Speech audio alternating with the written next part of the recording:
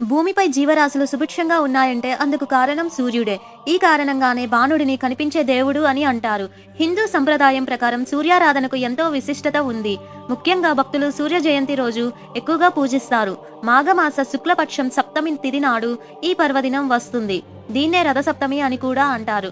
సూర్యుడు 7 గుర్రాలపై రథంపై దక్షిణాయనం ముగించి పూర్వోత్తర దిశగా ప్రయాణం సాగిస్తుందని భక్తులు విశ్వసిస్తారు. అది ఈ రోజు నుంచే ప్రారంభమవుతుంది. మాఘ సప్తమి నుంచి రానున్న 6 మాసాలు ఉత్తరాయణ పుణ్యకాలంగా పరిగణిస్తారు. సూర్యుడు 7 గుర్రాలు 7 వారాలకు సంకేతాలు. ఈ 7 గుర్రాలను వేద ఛందస్సులు అని అంటారు.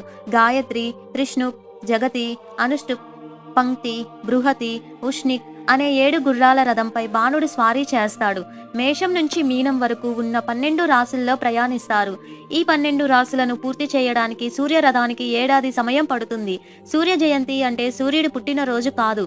రథాన్నెక్కి సూర్యుడు సాగించే ప్రయాణం ఈ రోజు నుంచి మొదలవుతుంది.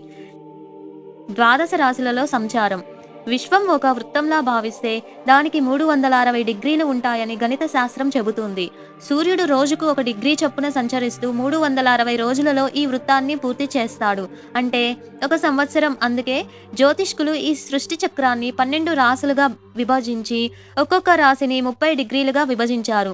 సూర్యుడు ఒక్కొక్క రాశిలో సంచరించే కాలాన్ని 1 మాసంగా పరిగణిస్తారు.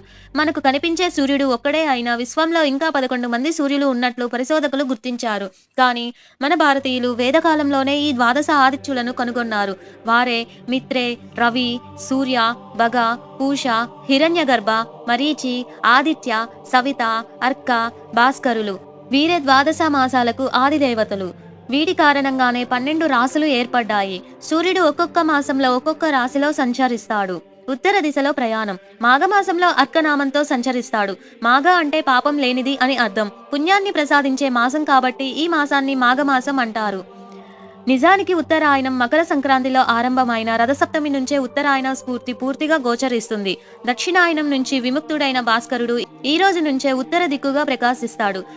కాబట్టి రథసప్తమిని సూర్యగ్రహణ తుల్యంగా భావించి పితృ దేవఋషి తర్పణాలకు ఇవ్వాలనే నియమాన్ని నిర్ణయించారు. శత్రుబాధలు తొలగిపోవటానికి. సౌర కుటుంబంలో అన్ని ప్రాణులకు సూర్యుడే ఆత్మ.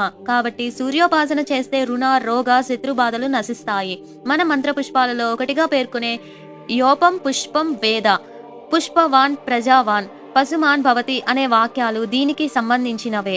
సూర్యారాధన చేసేవాడు పుష్పవంతుడు, సంతానవంతుడు, పశు సంపద సమృద్ధివంతుడు అవుతాడు. సూర్యకాంతిలోని కిరణాల ప్రభావం వల్లే శరీరానికి సహజ సిద్ధంగా విటమిన్ డి లభిస్తుంది.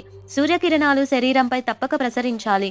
అందుకే వైదిక వాజ్మయం, సంధ్యావందనం, సూర్య నమస్కారాలు, ఆర్ఘ్య ప్రదానం మొదలైన ప్రక్రియల్ని ప్రవేశపెట్టింది.